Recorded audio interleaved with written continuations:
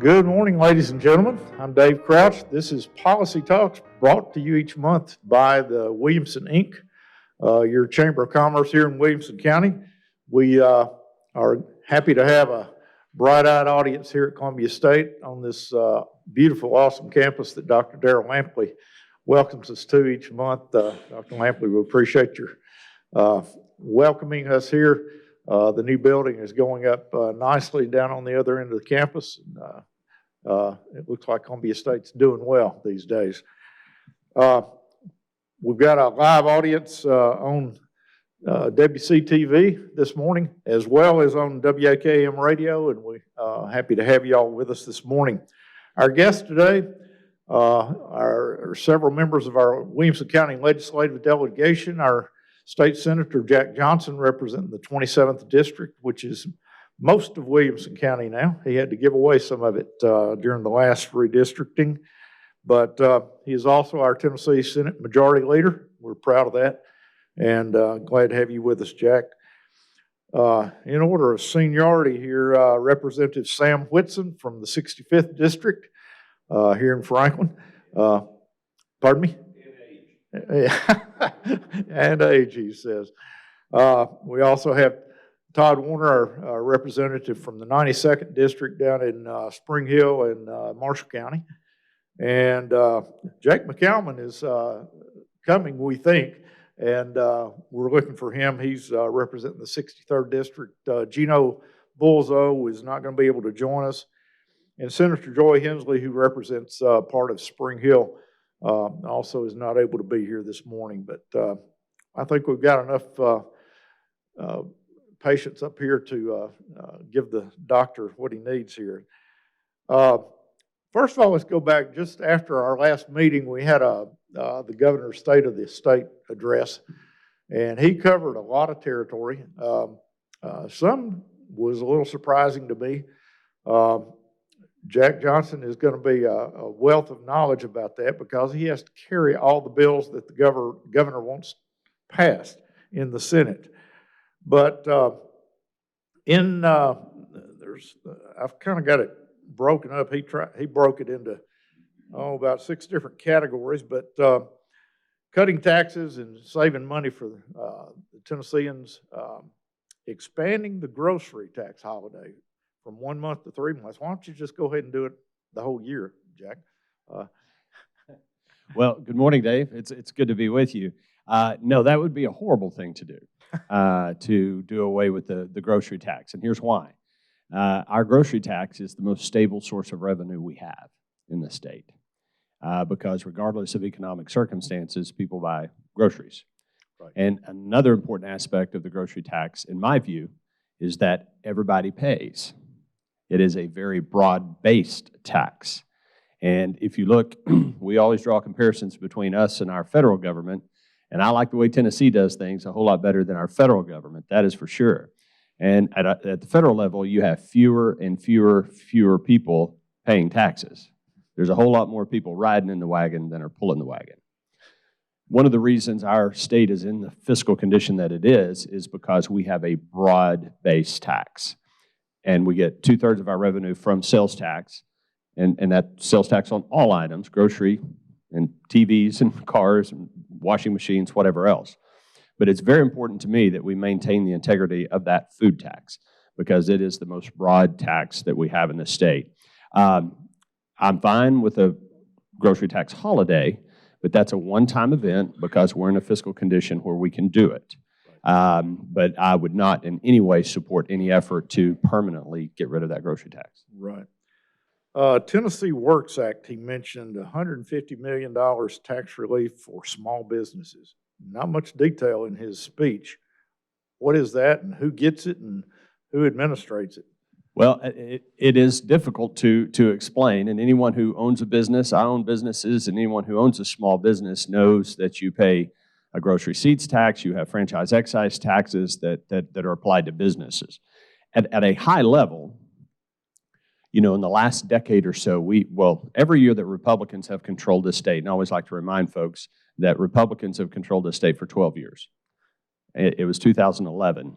It was the first time since the Civil War that Republicans controlled the governor's office, the state Senate, and the state House. So it's been just over a decade that Republicans have controlled the state. During that time, every single year we have cut taxes. The bulk of our tax reform has been targeted at individuals. You know, we eliminated the inheritance tax. We eliminated the gift tax. We eliminated the hall income tax. We're in the process of eliminating the professional privilege tax.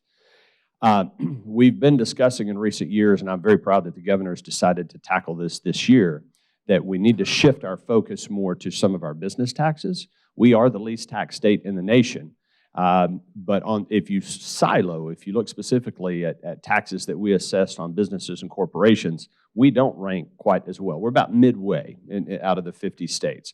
Well, we want to be more competitive than that.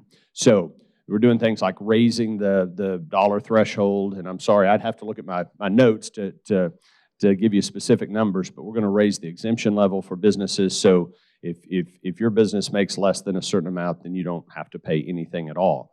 As a small business owner, and I know there are small business owners out there, I've had small businesses that I've run. It costs me more to pay my accountant to prepare the return than what I actually paid to the state. And so that's ridiculous. And so, you know, if you've got a tax that's generating $100, you know, it's $80, $90 in tax, and you got to pay your accountant $300 to prepare the return, that doesn't make a whole lot of sense. So we're going to exempt a lot of those smaller businesses that we want to encourage and help. And then we're going to change some of the formulas. It does get very complicated, and I'm still in the process of wrapping my mind around it as well. But let's just say that we are going to provide some fairly significant tax relief to the business side. Right. Another $250 million to the rainy day fund. That's pretty easy to understand, and we could spend some time on that. But let's move on. There are several other topics I'm sure everybody wants to hear about. Transportation.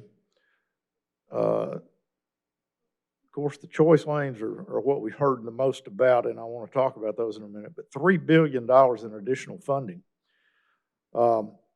Where does that go? Who gets it? Gentlemen? Well, good morning, Dave, and great to be here and see all our friends this morning. Yes, the infrastructure, I have a cold, so bear with me. Infrastructure Modernization Act, the governor has landed that for us. And let's be clear right up front, and I want people to understand this. This is not toll lanes, as a lot of people have promoted. This is what we call choice lanes. The roads that we drive on today to Nashville will not change. They will not become choice lanes. Choice lanes will be newly constructed lanes built under a public-private partnership to reduce congestion, but also, more importantly, to generate revenue to improve our state highway systems across the entire state. We are driving on 1970 interstates with a 2023 population. Our lane miles in Tennessee have really not changed in the past 11 years. We have about 200,000 miles of lane miles in Tennessee, but think how our population has grown from about 4 million to 7 million, and the number of miles driven has increased. The revenue coming in to build roads is not going up.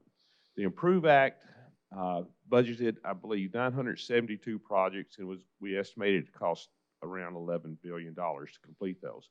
We did it today because of inflation and supply chain issues and other right-of-way costs. It would take $16 billion. We need $26 billion to fix our roads in Tennessee, to reduce congestion, to improve our antiquated interstate highway system that I drove on when I was 16 in 1970. That has not changed. But think about the population change and number of trucks. We get about $1.2 billion a year for TDOT. A lot of that goes to fix these potholes we were talking about. But they only get about $500 million to do new construction. Well, the problem with that is you take like the project where they're going to increase the lanes from 2 to 3 between Nashville and Kentucky. That's going to be the biggest project. It could eat up a lot of that $500 million. So is the $3 billion going to be added to the $500 million for new roads? Well, $3 billion. Or is it going to take $1 billion to fix the potholes? Yes, well, it can be, but you know, you're talking about over a period of time, and some of it can be used for the choice lane projects to help jumpstart it. And also it can be used for improved act projects to get those going. They're just keeping up with the cost of maintaining our roads and building the roads. It's the current system is not going to do it. Yep. Efficiency of cars are getting better. The gas tax is not going to happen. And it's just the Federal Highway Trust Fund is broke. They're using borrowed money to support that because gas taxes have not gone up. Yeah. You know, a lot of people forget in 1982, Ronald Reagan said the gas tax is the most fair user fee and most easy to collect tax, but there's not the will to do that. Yeah. Todd Warner, you got anything to add to that? No, not really. I'm not really sold on the choice lanes yet. I don't know, I may get there, but, you know, I'm down in Marshall County, I'm getting a lot of kickback against it, you know. So, not there, but it sounds like a good idea. Okay. Jack, do you have the votes to pass it? Yes, we do. And we'll have it in committee next week. And what I would like people to know and understand is we have a big problem. Okay, we need to start the conversation there. Sam did a really good job of outlaying, but I just want to echo that and reinforce it. We've all driven through big cities with horrible traffic. Nashville, Middle Tennessee, where we live, is not going to stop growing. People are going to continue to move here because, quite frankly, we're a wonderful place to live, and companies are going to continue to move here. People are going to continue to move here. I think I gave you these numbers last month. Just remember this, Sam gave you the $500 million number. That's what we have to build new capacity, whether that be a new interstate interchange or whether that's adding a turn lane in a small community down in Marshall County on a state road. If you add up all the projects we need to get done right now that have been identified, it's $26 billion. Now, we could be like the federal government, we could be like other states and just kind of ignore that problem and kick that can down the road, or we can do something big and bold. And the governor says, I'm not going to kick this to the next governor. And he should be applauded for that. Now, there's going to be a lot of wailing and gnashing of teeth over this or that. But I will tell you this, the most effective way to deliver a government service is to have the individual who's using that service pay for it. And I would tell you as a staunch fiscal conservative, anytime we can deliver a government service and have the person who's utilizing that service pay for it, that's the way we should do it. And there is no more pure way to do that than by using choice lanes, because we don't put a dime of tax, we might put a little bit, but we put very little taxpayer dollars in there. We leverage the private sector, let them build those lanes and that excess capacity, then they can monetize it. You don't want to drive on it and don't want to pay it, you don't have to. But there's a lot of people who will. So why should we make someone in rural West Tennessee pay for added capacity in Middle Tennessee? You got a big government taxpayer-funded solution, which I'm always going to try to avoid, or you can do it by making the people who utilize the service pay for it. So it's important, and if you don't recognize the problem and how severe it is, then you're not paying attention. Sam's got. And another important part of that is how we deliver products too, how we're going to construct projects. Right now we have a traditional design, bid, build process. That could take 15 years, 11 years of planning, 4 years of construction. Under this, we'll look at innovative ways to complete construction projects in a much timely fashion. You take, for instance, the 440 project up in Nashville. It was done under this new innovative concept of design build. Normally, it would have taken 1,700 days to do that. They did it in under 700 days. The 8 bridges that they replaced in 8 weekends in Nashville was done under one of these innovative projects. So we're going to increase the number of those projects to get the timeline down from 14 years to 5 years when the project's identified to be needed. And you're going to be sure I-65 South between here and Columbia is widened? Well, I can tell you this. The new interchange at Buckner Road is going to be done this summer, okay? We see that. But on the House side, the governor's plan came into our transportation subcommittee. We moved it out, but we wanted to slow it down so our contractors, our road builders, can take a look at the amendment and get their input, because the state does not, TDOT does not build roads. contractors build roads, so we needed their input. We got a lot of territory to cover, gentlemen, so I hate to move on, but we need to. I hear more about roads than anything else. Well, believe me, for me, I know you do, but just skip over a few things here on higher ed. Tennessee College of Applied Technology, they're going to replace 7 facilities and add 6 new ones. That sounds like a pretty big deal there. K through 12, an additional $350 million, and a good part of that going to increase the starting pay for teachers. Homeland Security, adding Homeland Security agents in all 95 counties. We could spend time on all these things, and I hate to skip over them, but another 100 new state troopers this year, again, on top of the 100 we added last year. I mean, we got plenty up and down I-65 now. We do. Okay.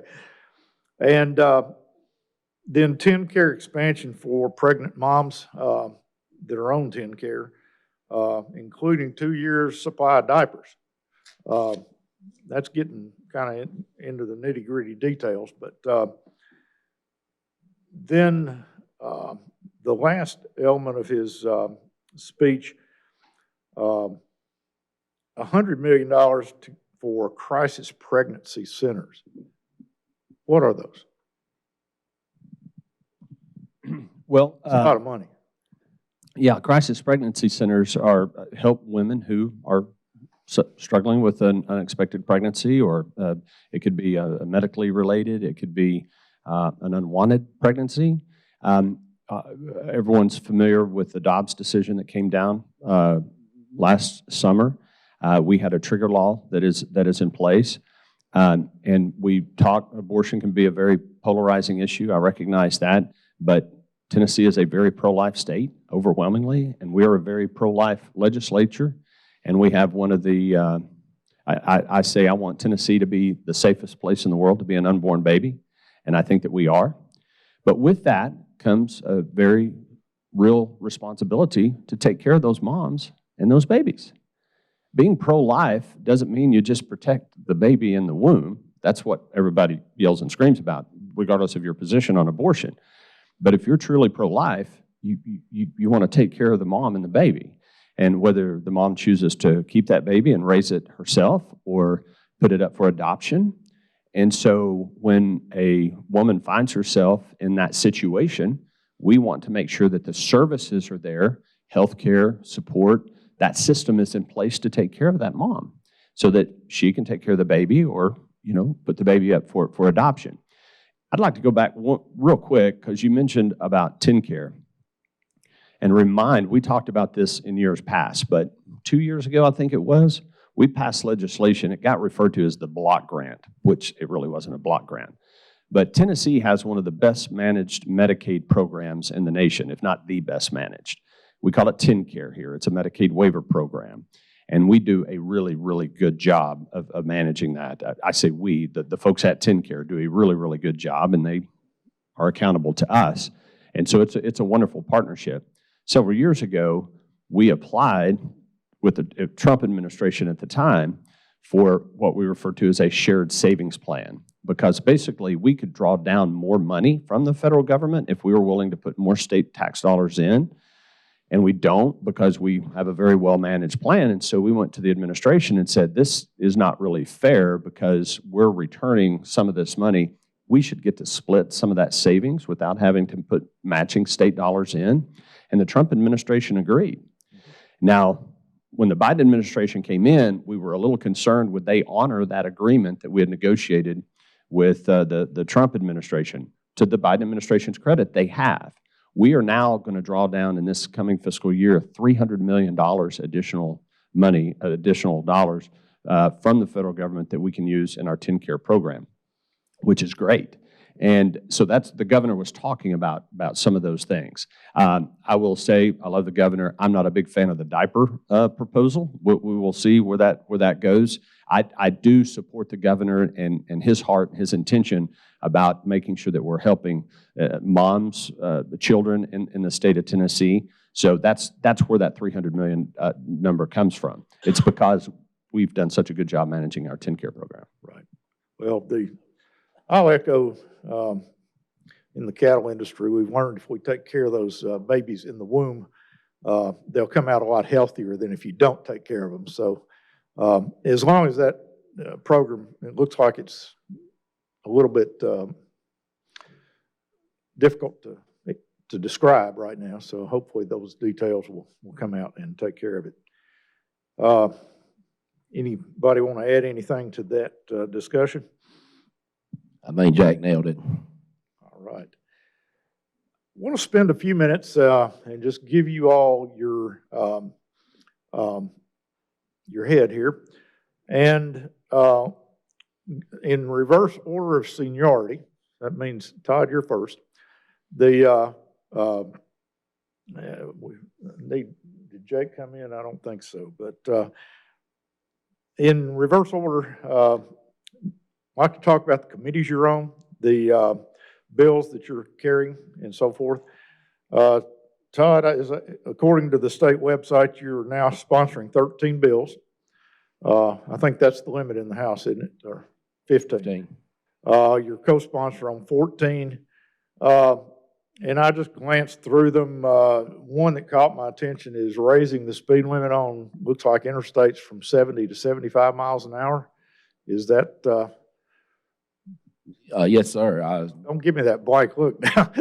Oh, no, that's my bill. Yeah, it would give TDOT the opportunity where they, chose to see fit, where it would be safe if we could raise that to 75 mile an hour. As you know, when you come into Nashville or coming through Franklin, if you ain't running 90, you're getting passed. You're going to get run over. So, 5 mile an hour, I don't see would hurt anything at all. Right. Well, I'll be all right with that. Now also utility vehicles on state highways. Now you're just legalizing something that's already going on quite a bit, I think. But yes, true. Of course, I carried this bill last time when I really did represent a rural part of the state.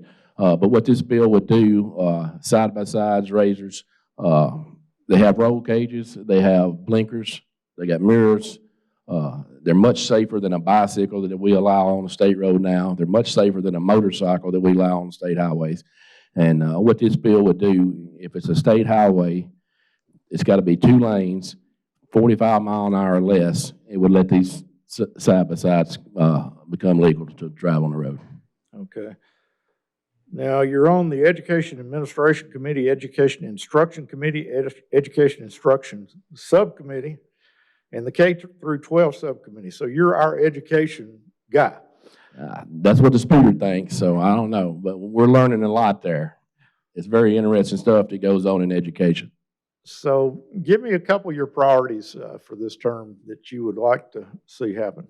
Well, I don't have any education bills. Of course, when we were working on bills, we don't get to committee assignments till right before we get ready to start. So I didn't have any education bills, but my main thing would be to make sure we take care of our teachers in the state. I applaud the governor for the raise he's given the teachers. I'm a firm believer that our teachers do not make enough money. The third grade retention, it's been a big thing. I don't want to see us do away with it, but I would definitely be open for some tweaks to it. Explain that to the audience. So right now on the third grade, is it retention? Is that the fair word to use? That's what it's been given a name anyway.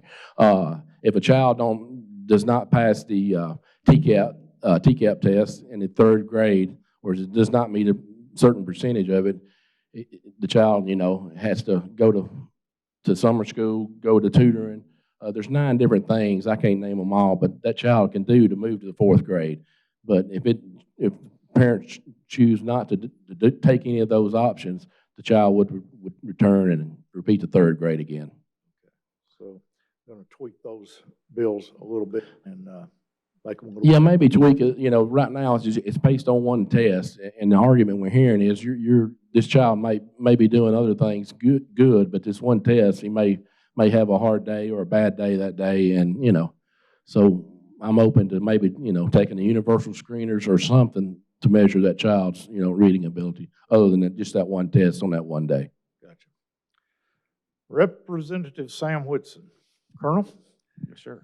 the member of the House Health Committee, House Transportation Committee, House Transportation Subcommittee. And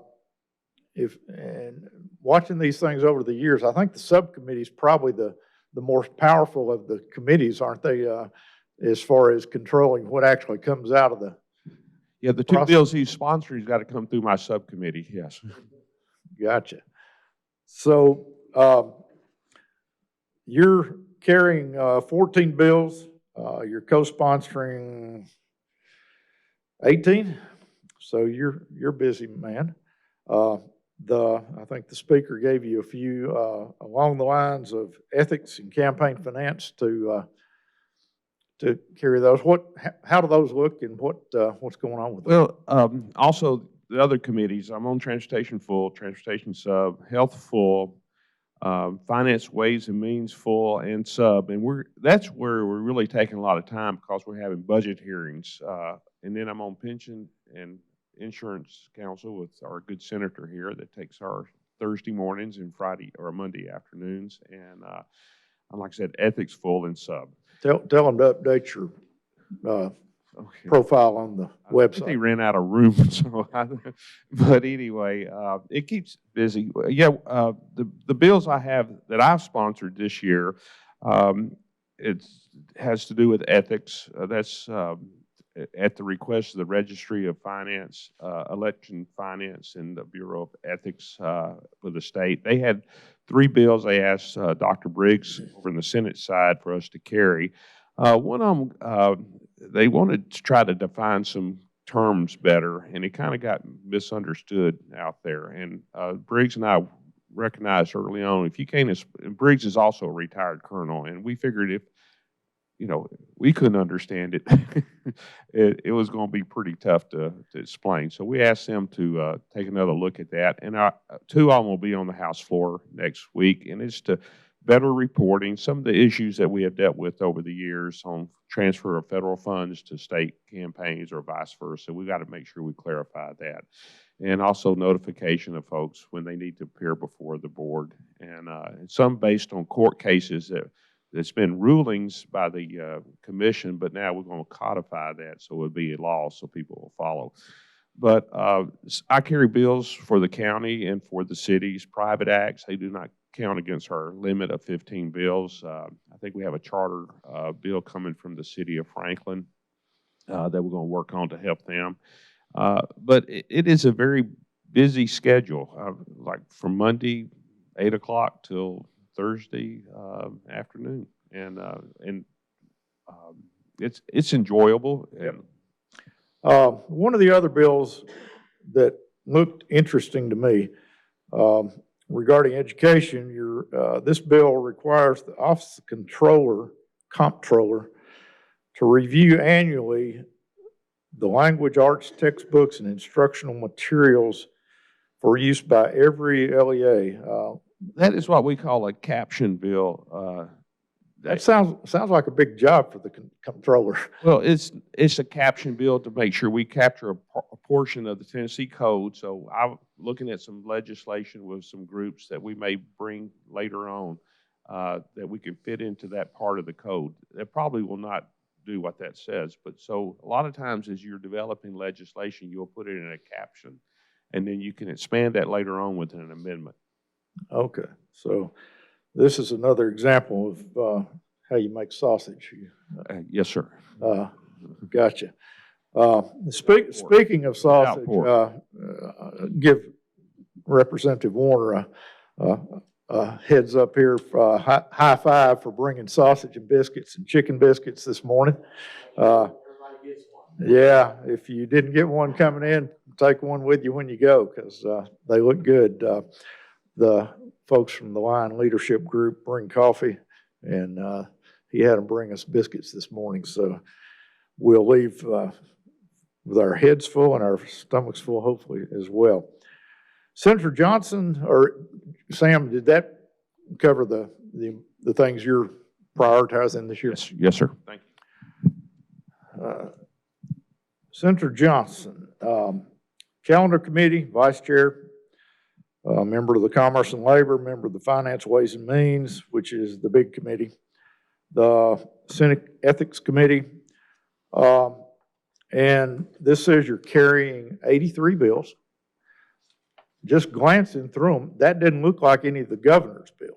So, I hope that includes the governor's bills. I think it does. But okay, I'm I not didn't. sure. There's a bunch. I couldn't connect the dots on them, but what specifically, personally, would you like to see happen? I know there's a lot of talk about one you were carrying regarding transgender. I don't know all the terminology there, but tell us about the thought behind that and what your objectives are. So, yeah, there are a couple of bills that I was carrying on the Senate side that I passed a couple of weeks ago. The House passed these yesterday morning. One dealt with an issue that arose back last fall. You probably saw it in the news. We found out that we knew it was happening in other parts of the country, but we found out even right here in Tennessee that people were performing irreversible surgical procedures on kids based on gender dysphoria is I think the term, or gender incongruence, which is a real condition that people have, but you have kids that might be going through a difficult time. We all went through puberty. We all went through adolescence, and that can be a difficult time. And for some kids, it's more difficult than others, and they may struggle. They may struggle with their body and how their body's developing. And they may think that they were born with the wrong sex. Well, there's a very high probability with many of these kids that they will outgrow that. Some won't, but there's a good possibility that some of these kids will. So why in the world would we do something that cannot be undone to a child, surgically or medicinally? And so many states, other countries, even that bastion of conservatism, Finland and Sweden, who had done these types of procedures for even longer than they had been done in the United States, has realized that you shouldn't be doing this on a kid. You shouldn't be doing it on a child who's not fully developed. Their brain hasn't developed. They haven't reached any level of maturity. And so the bill just simply says we're outlawing these types of procedures on minors. When you turn 18 and you get to your 18th birthday and you wish to go have your body modified or altered or begin taking medication that will modify your body, then you can do so, but we're not going to do it with kids. The other bill, the one that's probably been the most misrepresented out there, just simply says you can't do anything that's sexually graphic in front of a kid in a public space, in a public park, or in a private venue where kids might be present. That's all it does. It's been dubbed the drag show bill. Well, I went all the way through committee and on the floor, and I never uttered the words drag or show presenting this bill. It has nothing to do with drag shows. It has to do with anyone who would want to do graphically sexual-oriented entertainment in front of kids. That's it. Our law was unclear, and it needed to be rectified because there were people and groups out there that, for whatever reason, felt like it was appropriate to come into a room like this full of kids and simulate sex acts. And we're not going to have that in Tennessee. So those are those two bills. They both passed. They're on the way to the governor. I expect you'll sign them, and let's move on. In our audience this morning, we have someone who is probably more familiar with adolescence and the challenges of raising kids and so forth. Sharon Guffey is our juvenile court judge in Williamson County. And tell us, you see a lot of adolescents, most of which the ones you see are having problems of one kind or another. And what are your thoughts about are there things that we need to be doing for those adolescents from the state level that need to be done, or is this overreach, or what do you think? Morning, Dave. There might be some other things that I want to talk about first, but I'm happy to just comment on what we do. What we do with children is make sure that they're emotionally and physically healthy. And my agenda might not be exactly like Senator Johnson's or our legislature, in that I'm going to take care of any child no matter what they've got going on, what they're struggling with. I'm going to make sure that that child and that family is getting everything that they need from a service perspective, from interventions through the court that don't necessarily involve taking a side as to what we should be doing philosophically. I'm just going to take care of that child. Because there are not just gender identification issues, there are a lot of emotional issues that our young people are going through that we're going to take care of. So if you were going to draw a line in the sand on what age it's okay for a kid to start making those kind of decisions? Thankfully, I don't have to do that. I'll leave that to smarter people than me. Maybe a case-by-case basis. Maybe. Thank you. When I see a resource like that on a subject that we're talking about, I can't pass it up, and we appreciate you being here, Sharon. Well, I can't let this opportunity go by, because Judge Guffey, I think, could probably offer a tremendous amount of insight on something else that is a big, large priority of ours at the state level, and the governor has prioritized, and that's our DCS system, and how we are delivering services to kids and foster children and things of that nature. There's been a lot of that in the news, so very grateful for what Judge Guffey does here at the local level.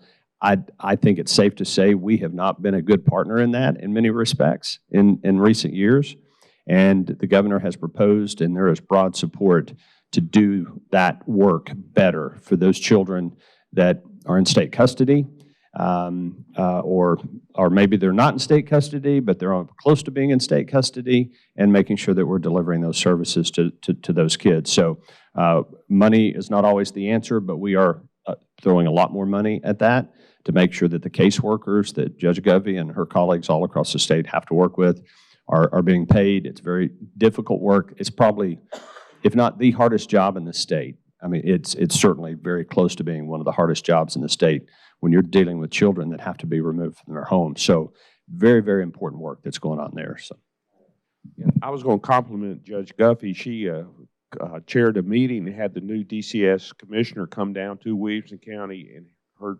firsthand from stakeholders in this, and she's energized the discussion on that. She closely followed the budget hearings and where we're going on that, and has made great recommendations how we fix a problem that just seems to grow bigger every year. Jack, one other item that's been in the news, quite frankly, hadn't been talked about as much as I would have expected to be, but Senator, our Lieutenant Governor, been in the hospital, emergency surgery, I think, put in a pacemaker. And I don't know about the succession plan. If he were to not be able to serve, how does that work, and where do you stand in that process? well, first of all, thankfully, you're right, Lieutenant Governor Randy McNally, who is amazing. He is such an incredible resource for us because he's been up there for a long time. I tell people he's forgotten more about state government than most of us will ever know, as the old saying goes. But he did have a bit of a heart issue, and went to Vanderbilt, got a pacemaker, and he is back. He was back in just a few days, and he is doing great. Says he feels great. And those of us who've been around him quite a bit, we can tell that he's got a little extra pep in his step. He shared this publicly, so I'm not violating any confidence here, but his heart rate was very low. We have a world-renowned cardiothoracic surgeon, heart surgeon in the Senate, Richard Briggs.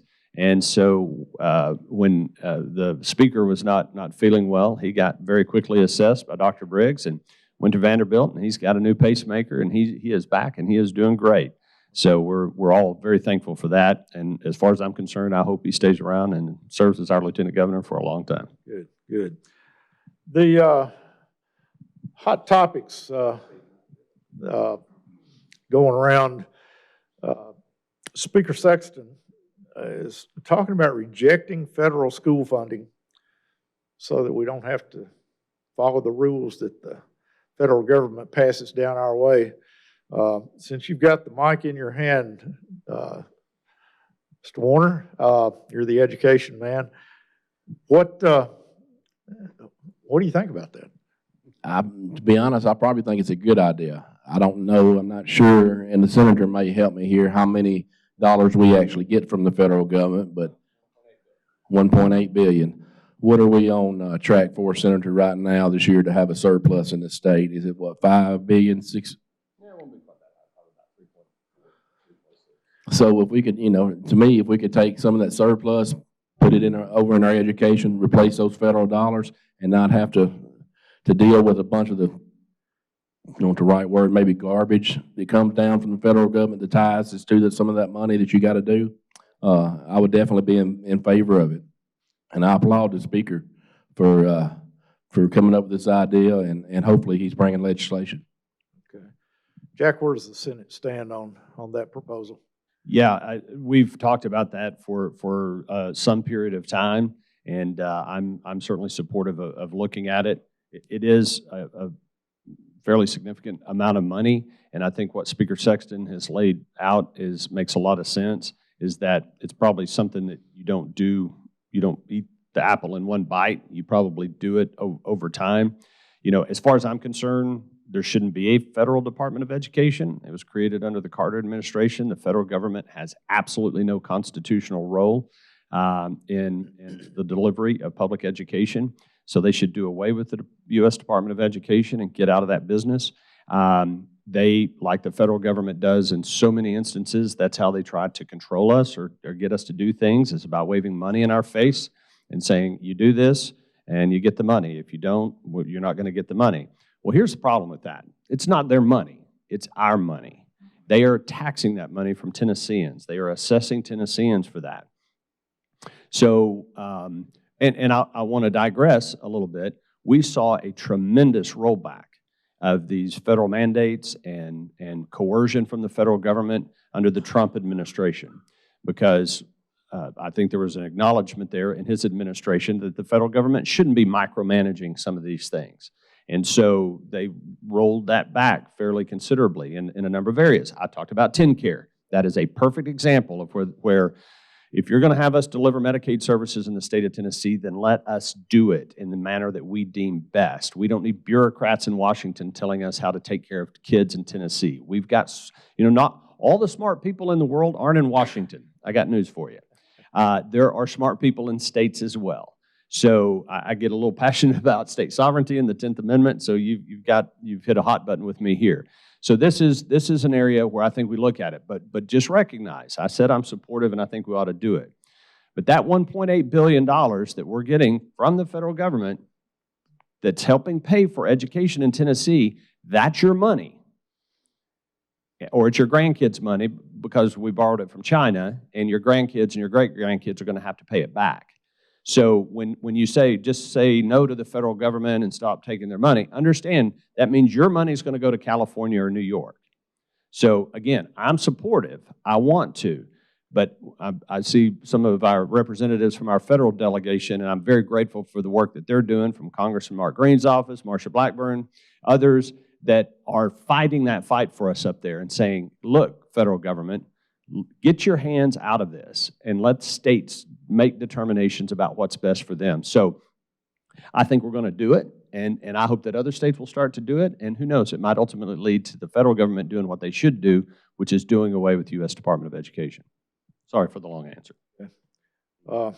We've covered that pretty well.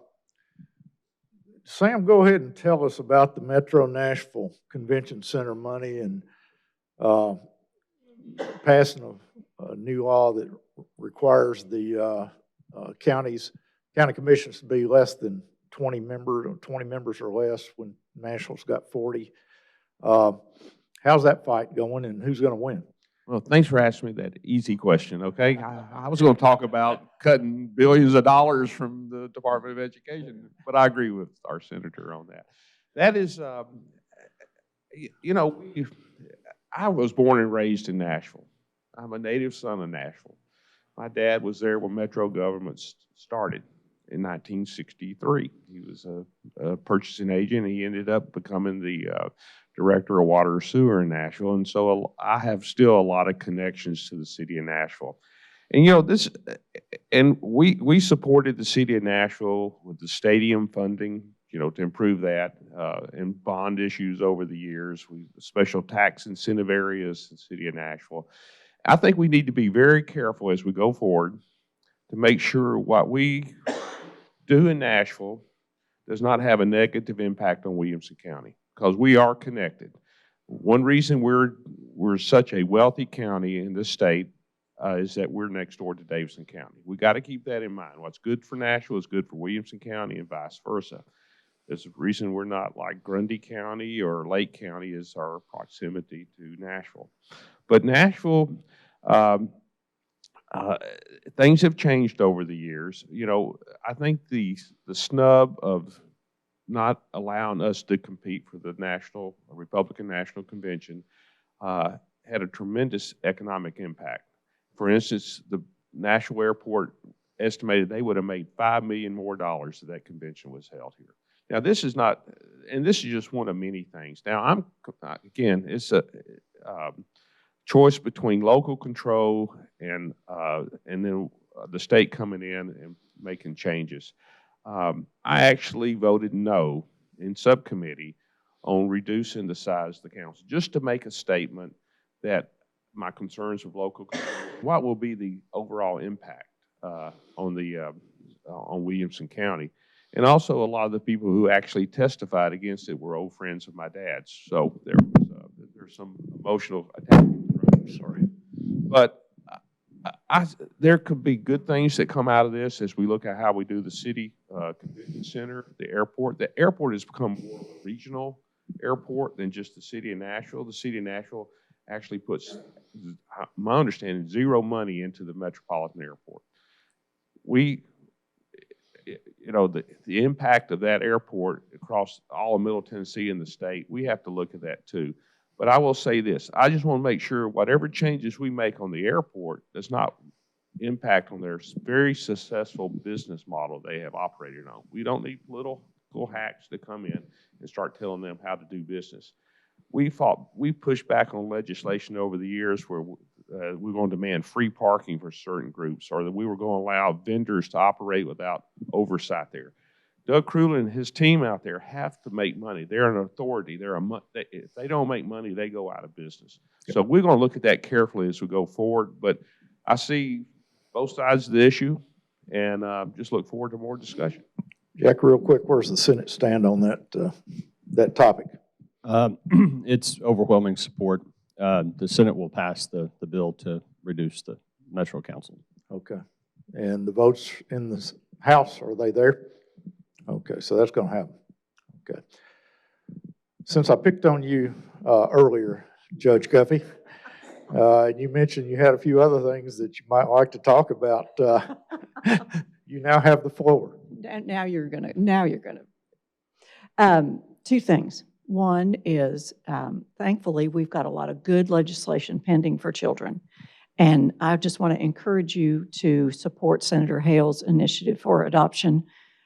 There's a lot of great outcomes that will happen when you decrease the amount of time a child is in foster care and allow them permanency. And it's really an exciting, a lot of pieces of good legislation. Second thing is, I'm going to use Senator Johnson's words, the Department of Children's Services is a big problem.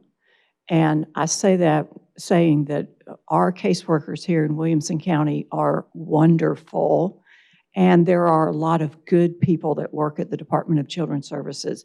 I've been one of their strongest advocates, but the problems, I've been working with DCS for 25 years. The problems now are, everything that you read in the newspapers, and I sometimes know that there's a little sensationalism, not from anyone here in this room, Coleman. Everything is not only true, it is actually worse. And so I would just encourage you, I know you've had ad hoc committee meetings, and I would encourage you, since this is a time when the heightened awareness is obviously going to increase funding for the department, to not only recognize that there's a crisis that needs to be eliminated and remedied, but there is a long-term problem of structure and policies that also needs to be addressed before you throw good money into a bad situation. So that's all. Thank you. Thank you very much. Joe Jensen already has put out a good word for more questions at the end. Joe, you apparently has got something on your mind this morning as well. Stand up. Yes, where the camera can see. Morning, gentlemen. There's a law in the books right now that says if I'm intoxicated, I can't have my firearm in my car. As I understand it, Representative Warner is the proponent of House Bill 977, which, according to what I've seen on the Senate's or the House's website, allows police officers, while intoxicated, to carry firearms. That's not true. The caption that they got on there, they are confused. The intent of, getting some echo or something, the intent of that bill is going to be to let enhanced gun carry permit holders to carry on college campuses. Right now, there's a lot of gray areas. If an off-duty police officer, say, gets off at 3 o'clock in the afternoon and goes to pick up his child, he's off duty and he has a gun on him, there's a gray areas. He could be very much in violation when he enters school property. But the intent of that bill, and it's already somewhere else in code, and I can't quote where it is in code, but the intent of that bill is not to let intoxicated police officers carry firearms. And how that got on I know how it got on there. They put it on there, but why they've done that, I don't know. Yeah, I saw that. I was quite puzzled. But no, there's an amendment too that's traveling with it to clean it up, but that is not the intent of the legislation. That's good. Patty Carroll, representative from Congressman Mark Green. Tell us, Congressman Green he's made the news a few times here lately. What are his main objectives these days? Well, you might have realized or read, I'm sure y'all did, but he is now the chair of Homeland Security, so that is a huge focus. So the border, we're hopefully going to see a lot of differences. He said immediately he was going to hire somebody and put them at the border where they get firsthand what's going on and stay updated, and they're going to start holding hearings at the border. So some of those people that haven't made it to the border will be forced to go to the border. So I think you'll see some changes that way. But still working for the people, he was recently here in the district and just trying to see what's important to the people. And, he will continue to work hard for us but that's his focus right now. Obviously, it's a big one. And so he's got a lot of bills coming up, and we'll start to see a lot of changes. We'd love to have him back here this summer when he's out of session, because he was a very interesting guest here a couple of years ago, and we'd like to have him. So put a word in for us. Thank you. Thank you. Jay was here. He had to go. Senator Marsha Blackburn's representative was here. I had a question, but he had to leave. So we'll ask the mayor of Franklin, where's the city hall going to end up? Mayor Moore? I don't think that's a state issue. And if Jack and Sam and representative want to come down and bring more money, we will accept it. I wanted to go back to the Transportation and Modernization Act and kind of bring it home. We recently saw that a number of important projects for us, Southeast Macatcher widening, Moore's Lane improvements, there's one other project that's escaping me, vanished from the list. So we started kicking and fighting and got it back on the list. But the problem is the money is not there. And so at a recent meeting of all the mayors from about 14 counties, we overwhelmingly supported the governor's Transportation Modernization Act. We don't know all the details yet, but I believe that's a good start. The other thing about the public-private partnership, the choice lanes, those lanes can be used for transit, which would be a good start to improve what's going to happen in 40 years. We're going to be in gridlock if we don't do something. So thumbs up on Transportation Modernization Act. Go for it, get it. We need it. It's a good start. Secondly, it may sound like a broken record to you guys, but I've been in support of a bill that has to do with state shared taxes and single article cap. And I noticed that it was not in the governor's budget. And this is important to all the cities across Tennessee. The last session we had probably 70%, I'm guessing, of the cities that signed on and said this is important to them to get that revenue. And we're in that process now. Many cities are, again, passing a similar resolution to try to change that formula back to what traditionally it's been. So that's my 2 cents. And by the way, yeah, I'll open the doors to City Hall on the weekends for you to bring money for a new City Hall. Yes, sir. And Mayor, Thank you, Mayor. Representative Johnny Garrett has a bill on the shared sales tax, and I'm proud to be a co-sponsor. Gentlemen, that pretty well wraps up our time this morning. The folks out in radio and TV land, this is a great opportunity to get to know your state representatives and state senator. And we just appreciate the time y'all take from your schedules to come out here and spend time explaining things. There's several other topics we could spend more time on. Wish we had more time to talk. But if you really want to get to know these guys, it's an opportunity that you'll not get in a lot of other places. We appreciate your coming. Sam? Just real quick, Dave, I encourage people to make sure you check the Tennessee General Assembly website. It shows all the legislation that Dave was talking about. It has videos, it has upcoming schedules, and lists all the bills. So be sure to check the Tennessee General Assembly website. It's incredible. Got a lot of people I need to thank for making this this show happen.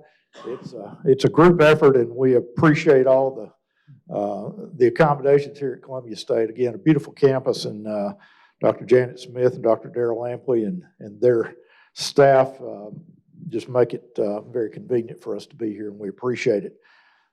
Creed Henderson over at WCTV, the Comcast Channel 3 is always makes us look better than we deserve, and Creed, we appreciate that. And Tom Lawrence and his crew over at WAKM get us on the air there, and we appreciate that. Dennis Wagner with AT&T, you helped make it possible with a little more funding for the effort. Chamber staff, Matt, Kel, Nancy, Jenna, we appreciate all y'all do behind the scenes. And just the Lion Leadership Group, last and certainly not least, if not the most important, bringing coffee. And thanks to the generosity of our state senator from down in the 92nd District, Todd Warner, we appreciate the sausage and biscuits and chicken biscuits. So. Everybody make sure they grab one. I think there's a sack or two full back there, so everybody grab a biscuit before you leave. That's great. And we plan to be back here on March 31st. Hope you all will be here and bring your friends. Have a good day.